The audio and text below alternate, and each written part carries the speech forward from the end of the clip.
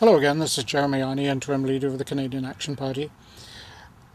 Probably some of you will have heard about something called the FIPA we have with China. That is to say, the Foreign Investment Protection Agreement that Mr. Harper, in his infinite, I was going to say treason, but I better change that to something else, has decided that he will sign Canada up for the next 30 years. Now, we've got lots of trade agreements all over the place, but even with the NAFTA, within 6 months of announcing that we want to get out of it, we can get out of it. This one we cannot. They're calling it a trade agreement. Believe me, it is not a trade agreement.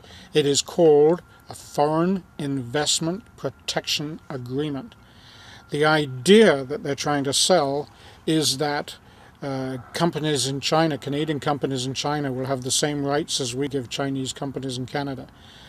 Well, in theory that's fine, but in practice it isn't. These FIPAs, which have this investor protection agreement in them, even the trade agreements that also usually have some kind of investor protection agreement within them, actually what they are is an agreement that if a particular corporation wants to do something in another country and finds that it cannot as a result of a law, a regulation, or because the local people don't want it, or because the local people choose something else, then that corporation will lose profit. And if they're going to lose profit, they can not sue, but they can charge the government, in this case Canada, through a corporate review panel. The corporate review panel is made up of corporate people just like them. There are no politicians, there are no lawyers. It is just corporate people talking about how much profit do you think they lost? Oh, well, let's give them so many million. This is not anything to do with the rule of law. This is not anything to do with you or I as Canadian people. This is strictly to do with profit and profit loss. And this is absolutely, totally wrong. One of the things that the Canadian Action Party will do if we ever get to be in that position is we will scrap NAFTA. We will give the US and Mexico 6 months notice. We're out. Thank you. No more of this. We have not won any money at all through NAFTA. And how much have we paid? All a company needs to do is incorporate in Delaware, and they then can charge us through this corporate review panel for any potential lost profits or perceived lost profits. And this is what Mr. Harper has done with us, with China, for the next 30 years.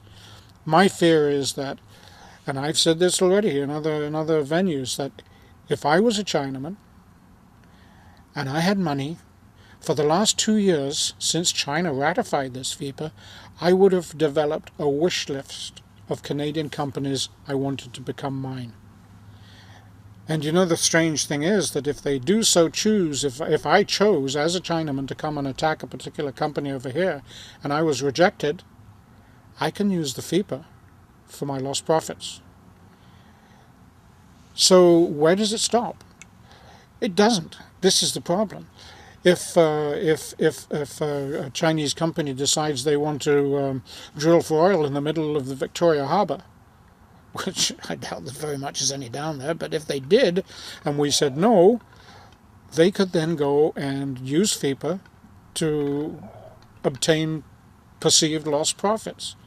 It's that ridiculous, people. It really is. And yet, for some strange reason, our administration thought this was a great idea. Now, I don't know about you, but to me, this is like putting Canada in a casket and burying it. I've designed a poster, which I believe Paul is going to take a little picture of later, which I have on the side of my car. You can get it, I believe, if you go to my website. It's also there. It's also on the YouTube. It's also on Facebook. And it simply says what I think about the Chinese FIPA and what it's doing and has done, or what it will do, I should say, rather than has done, because as yet it hasn't done anything, but it will do to Canada.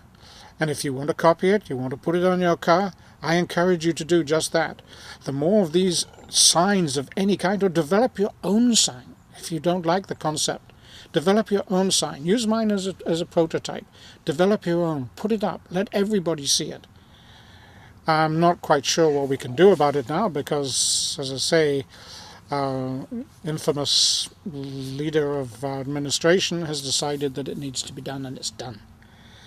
I don't know what we can do to stop it. But we can try to make sure that everybody's completely and absolutely aware of what has been done to Canada. And come 2015, in the fall, you can vote whether you think this was a good idea or not. Personally, I think it's a terrible idea. I told my grandsons, 2 of them anyway, that it's up to them to learn to speak Mandarin and Cantonese. Not that it's a bad idea, but I think it would be a very good idea for them to learn to speak both. But to have to learn to speak them in order to get a job when they get to that age, that is not a good idea. And my great-grandson, well, he's only just over a year old, and he probably doesn't even understand what Cantonese is, but I'm going to talk to his mother and say, my dear granddaughter, you need to teach him Cantonese and or Mandarin. So that's the Chinese FIPA. And as I say, copy my little poster on the side of my car. Feel free. There's no what's the word on it? Copyright on it at all. I just have a little sign on the bottom that says that I created it. I should have also put on there, but I didn't. You have my permission to reproduce. But I'm telling you now, you have my permission to reproduce. Thank you.